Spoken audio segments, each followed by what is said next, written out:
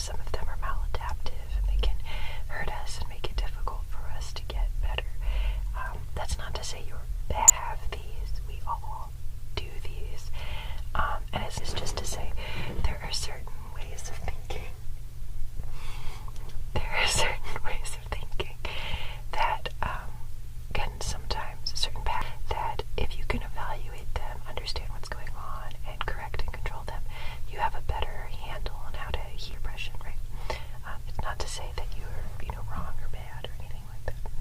So, these are some, 10 goals basically, and then you kind of go over at CBT. With CBT, while you're trying to fix those thinking, basically, you try to establish a baseline of what kind of thoughts you could be experiencing, not be completely in line with reality, and might just be your brain hurting you.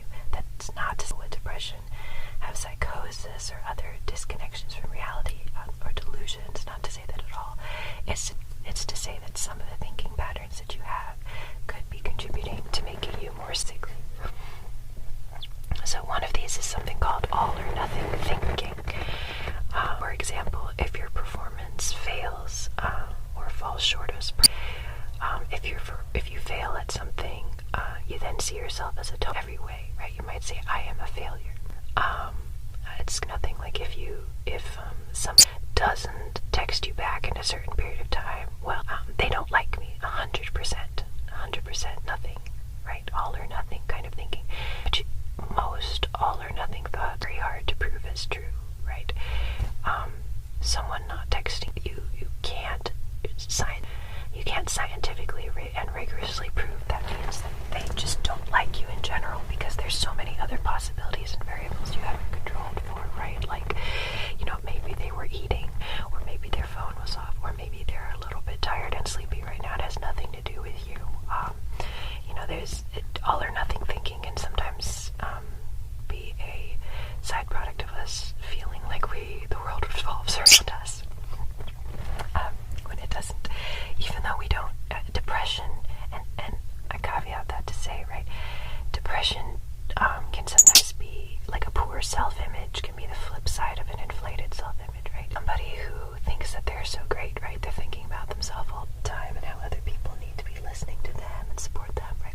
Thinking pattern and depression are the flip side, right? Where, okay, you think you're so terrible, everyone doesn't like you, you are the worst. You're still constantly thinking about you, right? A healthy brain doesn't have to constantly think about itself all the time. It's thinking about and doing things. It's thinking about doing and functioning other things. So that kind of process where your brain is stuck in a loop focused on you, that's part of this all or nothing.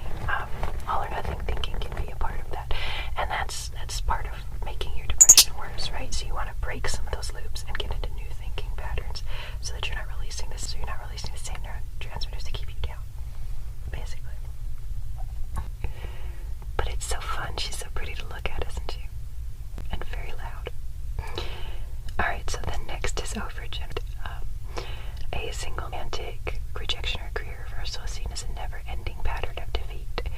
Using words such as always or never fueled this exaggeration. People always reject me. It would be extremely hard for that to be true.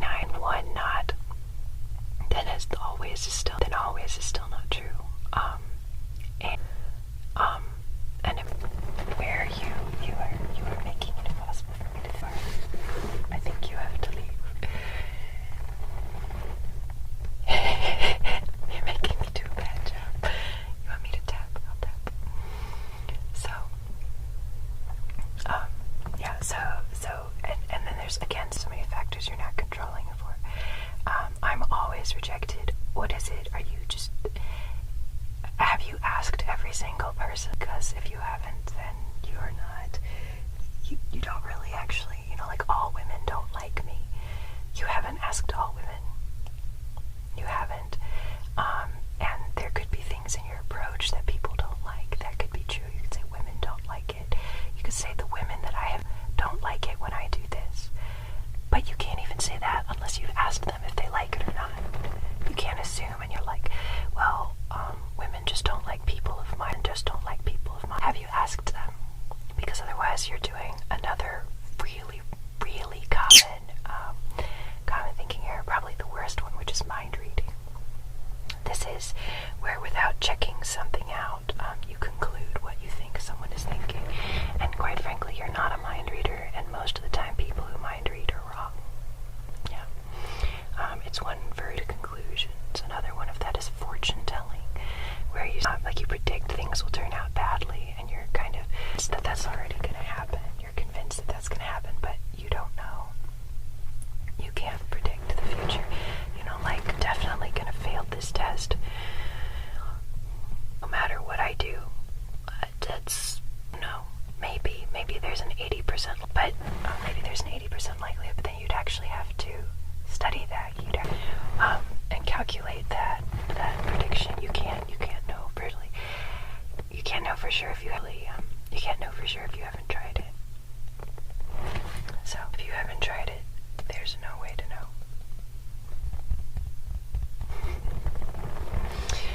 So another one is a mental filter. It's where a single negative detail is picked out and focused on exclusively.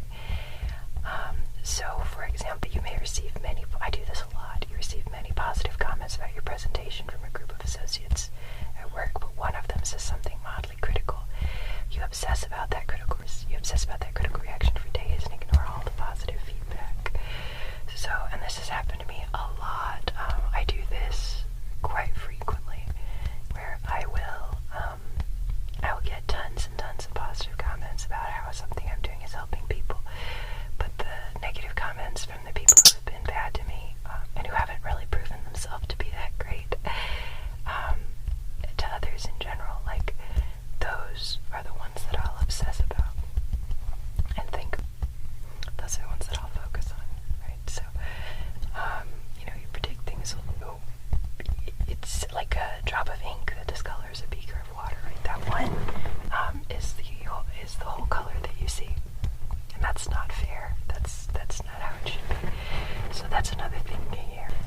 So you might be asking at this point, how do I know? What do I do if I have these thinking errors, and how do I know if I do? Well, what you need to do is, when you're very sad or you're feeling, you need to write down the thoughts that you are obsessing about. Write down the thoughts that are going through your head. Just write them down. After you've written them down, go to them and see and circle them. Okay, this one could be a thinking error. This one could be a thinking error. This one could be a thinking error, right?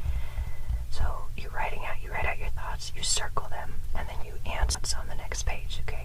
So, okay, I keep thinking about this, and I keep thinking this about this, but I can't know that for sure. And that's going to be your answer to most of them, is I can't know for sure. I don't know. It's not possible to know. So this is not a useful thing. Or you can answer what the truth is, right? Especially if you heard me right. I can't stop thinking about how this comment made me feel, but there were 5 other people who said this. And you write down every single thing that they said. For the mental filter, negative thinking error, the thinking error, it helps to actually go through and write down every single positive comment. For overgeneralization or all or nothing thinking, it really helps to go through and write down. Did you just put? Yeah, I figured. I feel like there's poo somewhere back here. I guess not. I guess I'm wrong. Okay. For the overgeneralization or all or nothing, it helps to then write out all of the ways there could be exceptions to what you said, in which there could be exceptions to what you said, or direct contradictions with what you said. Will you write out? She wants me to keep tapping. Okay, I'll keep tapping. I'll keep tapping. Or you write out all of the ways in which what you've said wouldn't be a really justifiable scientific. So in science, to disprove the null hypothesis being that nothing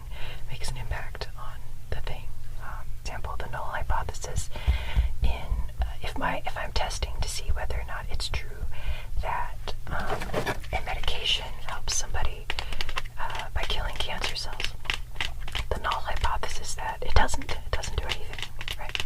That's the null hypothesis. So, to disprove the null hypothesis, you have to have a scientific design that's specific, that has a control, so it's ruled out other factors, and that it's testing only one variable. So, for example, if I created a scientific experiment saying this drug kills cancer cells, that's actually then saying cures cancer. That's very broad. That means nothing. But it's cancer cells. What kind of cancer cells? In what organ? How often? Like, that's because frankincense kills in a petri dish. If you put frankincense on them, that doesn't mean that it's going to do the human body, and that's a liquid. That's not, you don't cut open your body and drip frankincense on your tumor. So, is that actually useful or applicable to human medicine? Well, we don't know. That experiment only proved that frankincense kills cancer cells. You don't like this, then why are you so fascinated by it? It only proves that it killed cancer cells in a petri dish, in that formulation, in that liquid form, right? So similarly, any thought experiments you have to be specific, right? You haven't spoken to all women. You don't know what all women think. The flip side delusion is true too, where, when we're not talking about depression, where people get the delusion that a celebrity or someone on YouTube is actually in love with them. They've never spoken to the person. They've never asked. It's a special kind of erotomania where you become obsessed with thinking that this person is in love with you. Because through like quiet non-verbal glances or stuff like that they've given you, or hints through their videos or in comments. No, they're not in love with you. You don't have any proof. All of your things have to, little tiny glances is not proof. You have to have proof to a scientific journal, right? Doing the all or nothing thinking or the overgeneralization, it helps if you write out what you're thinking and then look for all or nothing generalization. If you use words like never, if it looks like you're making these kind of black and white distinctions, those are red flag signs that you may be engaging in all or nothing thinking. And there is some thought. I firmly believe that there's exceptions to every rule, including the rule that, about all or nothing or well, I think it is true to say, I would say, and this is my beliefs, right, and I think a lot of other people share those beliefs, it would be true to say God is always good, right? That is an always phrase, but it's a phrase, but so what I'm trying to tell you is I'm not trying to challenge your, religious beliefs or anything like that and say that these things are always true. It's wrong to always use these words, but for the most of time, you're dealing with anything human, you can't really use always.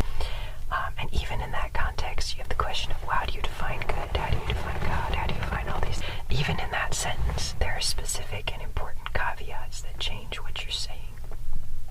So, it can become, it's not always useful to use those kind of terms. So I'm not trying to get rid of your beliefs or anything like that. Again, this is not supposed to be a kind of penalizing video. It'll be a video from a physician who's gone through depression herself, helping you to find and pinpoint some of your enemies, the enemies in here, and using CBT, which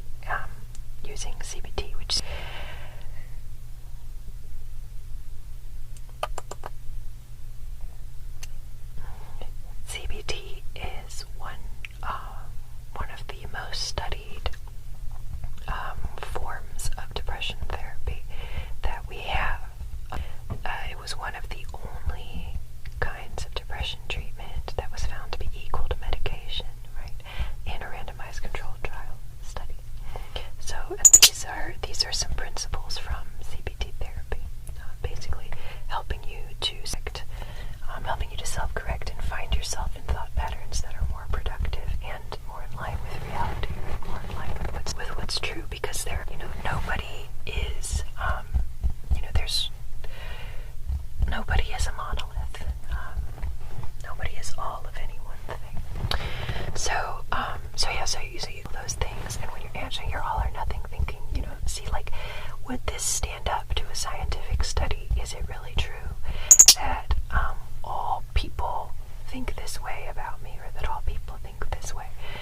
Well, first off, I haven't evaluated. Is it true that, another one is nobody wants to be around me. Have you really tested that, right? Have you tested that in all scenarios? Because nobody wants to be around me. First off, have you seen all people? Second off, in what context, right? Does nobody want to be around you in your bedroom? Does nobody want to be around you at home? Does nobody want to be around you at school? You got to get specific in order for it to be realistic. It's almost never the case. Universals are almost never the case. In fact, I would say 99.9% of the time. And again, the only reason I'm caveating that is because it's absolute to say that absolutes are never true. That would be an absolute going to say that. I'm going to say absolutes are almost never true, because then I'm not falling into that thinking error myself, right? Because you gotta be clever about it. You gotta test these things.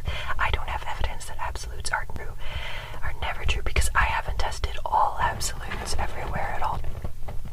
I haven't done that, and so that's why I'm not saying always never true. I'm saying almost never true. So what you do, when you're thinking through these things, you have to think through what's realistic. You have to think through what's going to be a realistic answer, and that's hard to do by yourself, because you use your brain for thinking, and it's literally your brain that's trying to hurt. So it may help to write down thoughts and go over them with somebody. Ask somebody to help you bring this list. I'm going to put it down in the description below so you can download it. Bring this list to someone you trust. Bring your thoughts to someone you trust and ask them to help you see if something you're doing is fitting into one of these categories. It can be a therapist, it can be a chaplain, it can be any number of different people. So yeah, bring these thinking and see what they have to say. So discounting the positive is when you reject positive experiences because they don't count. If you do a good job, you yourself, it wasn't good enough, or anyone could have done that. So you discount the and you take the joy out of life. It makes you feel inadequate and unrewarded. So I always like to say, I don't believe in being an optimist, and I don't believe in being a pessimist. I don't want to be a pessimist, because that's unrealistic. It's unrealistic to find that everything that happens that is good isn't real or doesn't count. I also don't want to be a pessimist or don't want to be an optimist, because then, I don't want to be deluded and not see the real bad stuff that happens in life. I mean, we live in a world where most children are either undernutritive or overnutritive and don't have the food that they need, or they have the wrong kind of food and they're in danger of obesity, right? We live in a world that has serious problems, where we have significant human trafficking. Slavery is at its current high worldwide, right? I don't want to be an optimist, but I also don't want to be a pessimist. I want to see what's really there. And so in order to see what's really there, you can't be discounting your positive experiences. You can't say that doesn't count. Somebody says something positive to you, somebody says something negative to you, and you only listen to the negative thing.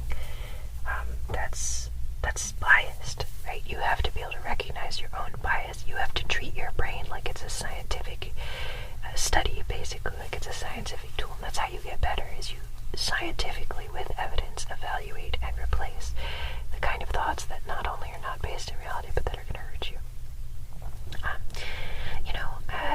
And if you find that a thought you have is true, then you find a solution to fix it. That's the other side of CBT. Most of the time, a lot of our thoughts are not true, right? Me thinking, and you have to find the thought behind. You should go back to the second and third CBT videos in this list to see me work through some of my kind of minor examples of negative thoughts. But you might people who cause others to have the most mental illness, and who I feel like should have some of these bad thoughts are never the ones who do, right? So, in all likelihood, you're having these thoughts and you shouldn't. Because it's the people on the other end of the spectrum, the non-depressed people, who tend to do all the things that cause everyone else to have problems.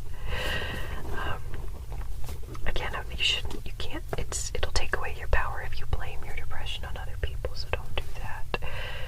There's many reasons for the things that happen to us, and I certainly, I'm not going to say that someone caused my depression, but certainly some people have not helped. And it's always the people, it's always the people who are most fine. So, I feel bad for you, because if you're here, because what seems unjust to me, right, is that I took care of 7 rape victims and in Korea last year, out of whom not a single one of their rapists will ever get as much as a restraining order. And I saw people get restraining orders for such stupid things as like yelling at a guy. So to me, the world seems very unjust, and it's very unfair that all the people who are walking around touting their health and their good coping skills, they're the people who, like, they deserve to have the mental illness and the suicidal ideation and all the other stuff, and they don't. It's cruel to say that somebody deserves to have such a terrible thing happen to them as what you and I and some of the other people like us have. It sucks. I'm not gonna lie, I'm a human being. I wish this on my worst enemies. I do. I wish that my worst enemies could wake up and feel the constant pain that I have, or have the weird brain attacking itself, and maybe that's not the right thing to think. It's probably wrong. I think that it's morally probably not the right thing, right? That's not how my God behaves towards me, so I probably shouldn't think that way towards other people. But what kills me about taking care of, or even just chatting with some of you all, is that so many times someone else is doing terrible things to you in your life, and you are the one who feels worthless. And it's like, dude, you're not the one who should be feeling worthless. I always will help people who come to me, right? If somebody comes to me who is not a good person, right, I will find them the resources they need. I'm going to be firm. I'm going to say, like, look, dude, you got to turn yourself in for XYZ thing, and I will turn you in for certain things. There are certain things for which I will report. But I'm always going to be upfront about it. I'm always going to let you know, and I'm always going to make sure you get help. Because even somebody who's done something really terrible, again, is not worthless. Just not. It's just that most of, and so strongly as I feel, as angry as I get at these people getting away with stuff, and never being even reported because people are too afraid to report, as angry as that makes me, even someone like me who lives in a lot of anger because of this stuff, even someone like me can recognize that you have value. Every person has value. And so some of you all here who come to me and talk to me, it's like I wish I could show you how much value you have, how unfair it is that you have to feel this way about yourself. I just don't want you to have to, and that's why we have all of these things. So go through, write down your thoughts as you're distressed. Just write them down. Then flip over to the next, then take out this handout, start circling the possible thinking errors, and answer them on the next page. And maybe if you're unable to find any, I guarantee you there are some. We're all making some at all times. If you're unable to find any, get someone to help you with it, and get or get your therapist to help you with it. I do affiliate with a therapy program at betterhelp.com/drjen. And it's an affiliate link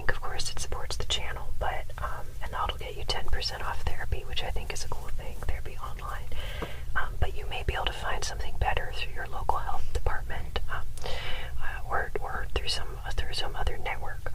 You can even go to a church and see if they have a licensed counselor there. Sometimes they'll help you out for free, sometimes not. Yeah, I mean, bottom line, get help where you can, right? It doesn't have to be with me. It doesn't, or not with me, but it just have to be through a link that I have or anything like that. The most important thing is that you get taken care of, you know. The little bird left me a gift. I mean, the most important thing is that you get taken care of. So, you know, if you don't have the insight to find the errors yourself, even just writing it out will help you. And if you can get, you know, someone else to help you go through this stuff, if you can't afford a therapist, sometimes even a friend can point out, like, you know, you just explain to them what the exercise is. Explain to them, like, hey, I really, these are some thinking errors or ways of thinking that have been shown to, you know, in this therapy technique have been shown to, like, getting rid of these or finding these, identifying these can be helpful. So if you can help me identify the ones that I'm doing and help me challenge myself, then, you know, there's gotta be, you know, you might be surprised with who will help you with that. And hey, you can even ask in the comments, like, hey, I'd like to do this exercise with somebody if someone would help me, and you guys can do it anonymously. There are plenty of lonely people here in my comment section. You can say, you know, hey, would someone be willing to trade emails, and then we can email back and forth about these things, and help me find my thinking errors. You know, just be, you know, and just be careful and take care of yourself. Okay, you are. Look, you can't prove that you're not wanted by somebody because you have not met all the somebodies. And a lot of times, a lot of what our depression is because our brains are broken. It's these illogical thoughts that make things worse. And it's not your fault if you have those kind of thoughts. It's just what it is. You know, I said that I feel like some people deserve to be depressed, and it's not you. But the reality is, I can't say that of anybody. I can't. It is what it is, and I'm here to help you get help. And I hope that you take care of yourself. It's been a very long video. I told my husband I would just be 20 minutes. But, yeah. Have a wonderful, wonderful, wonderful night.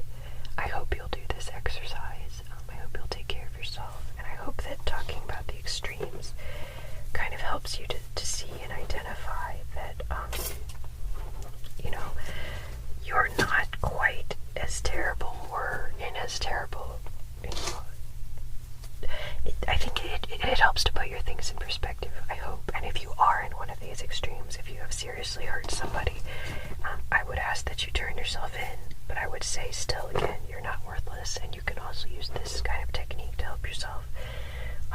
And you can make things right. You can do the right thing. Again, you should